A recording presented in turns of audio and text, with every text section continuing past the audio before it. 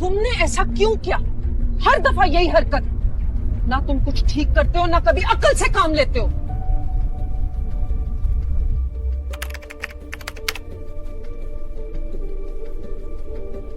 اور تمہیں تمیز نام کی کوئی چیز آتی بھی ہے یا نہیں؟ سب کے سامنے ایسی حرکت کرتے ہوئے. ابو مجھ سے غلطی ہو گئی تھی. غلطی؟ ہر دفعہ یہی بہانہ. نہ بڑوں کی عزت، نہ بات کرنے کا سلیقہ. بچہ نہیں رہا، 10 سال کا ہو گیا ہے مگر عقل نام کی کوئی چیز نہیں.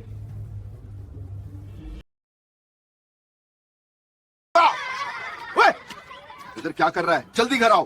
تمہارا کوئی کام نہیں ہے، بس ہر وقت کھیلتے ہی رہتے ہو. ابو بس 2 منٹ پلیز. زبان چلانا سیکھ گیا. چل ابھی 1 منٹ بھی نہیں.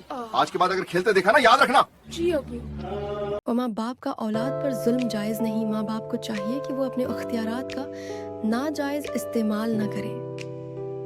بعض دفعہ ماں باپ اپنے اولاد کو ٹورچر کرتے ہیں، طنز کرتے ہیں، تانے دیتے ہیں، دوسروں کے سامنے اس کی برائی کرتے ہیں. ایسے ماں باپ خود اپنے بچوں کو اپنے آپ سے دور کرتے ہیں. جہاں اللہ تعالیٰ نے اولاد پر ماں باپ کے اتنے سارے حقوق رکھے ہیں تو وہاں ماں باپ پر بھی یہ فرض ہے کہ وہ اپنے اولاد کو لوگوں کے سامنے رسوا نہ کریں. اب بات کرتے ہیں کہ اپنے اولاد کی تربیت کس طرح سے کریں. یہ بہت اچھی بات ہے بیٹا، جو انسان اپنی غلطی مان لیتا ہے اور تھوڑی سی غلطی بھی ہو گئی. بہت اچھی بات ہے بیٹا، تم نے آج کیا صحیح کیا؟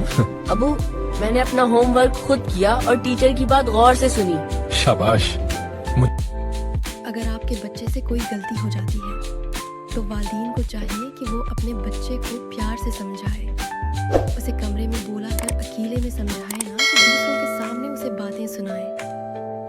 اگر والدین چاہتے ہیں کہ اس کا بچہ اس کی عزت کرے تو والدین کو بھی اپنے بچے کو عزت دینی چاہیے، کیونکہ ہمارا دین بھی ہمیں یہی سکھاتا ہے. بیٹا کیا کر رہے ہو؟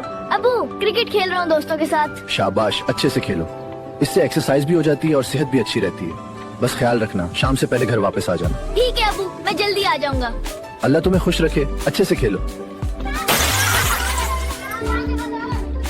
بیٹا کھیلنا بری بات نہیں ہے، مگر آرام سے کھیلا جاتا ہے. گلی میں شیشے ہوتے ہیں، کسی کو نقصان ہو سکتا ہے.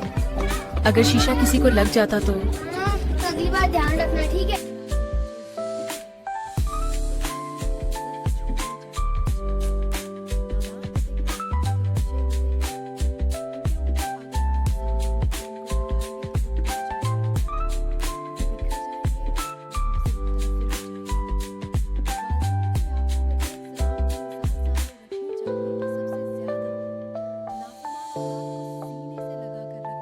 اصل میں یہی ہے زندگی کا اصول. یہ چند اہم باتیں والدین اپنی زندگی میں شامل کر لے تو وہ اپنے بچے کی اچھی تربیت کر سکیں گے.